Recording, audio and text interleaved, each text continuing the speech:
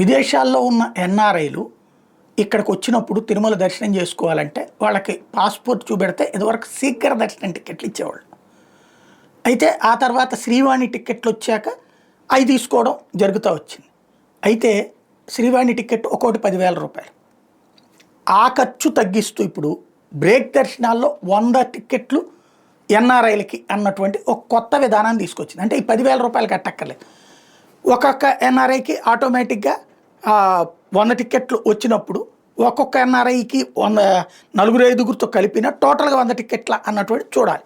100 టికెట్లు అయ్యి ఉంటే కనుక ఓకే, 100 మందిని ఎలవ్ అన్నది. అలా కాకుండా 100 టికెట్లు అంటే 100 లెక్కకు వస్తే ఒక్కో దానికి కింద 6 ఎలవ్ చేస్తే కనుక వేరేగా ఉంటుంది. అప్పుడు 600 మంది దాకా దర్శనాలకు అవకాశం ఉంటుంది. చాలామంది ఎన్ఆర్ఐలు ఇక్కడికి వచ్చినప్పుడు తిరుమల దర్శనం చేసుకుని వెళ్ళాలనుకుంటారు. కానీ ఈ 2 రోజులు వెయిట్ చేసే ప్రాబ్లం ఉందని ఇదివరకు ఆ 10,000 రూపాయల టికెట్ తీసుకునేవాళ్ళు. ఇప్పుడు అవసరం లేకుండా ఎన్ఆర్ఐలకు 100 మందికి, అది కూడా ఏపీ ఎన్ఆర్టీఎస్ పోర్టల్ ద్వారా అప్లై చేసుకోవాలన్నటువంటి కాన్సెప్ట్ తీసుకొచ్చారు. తద్వారా ఆటోమేటిక్గా యాక్సెప్ట్ చేస్తారన్నటువంటి పాయింట్ తీసుకొచ్చారు.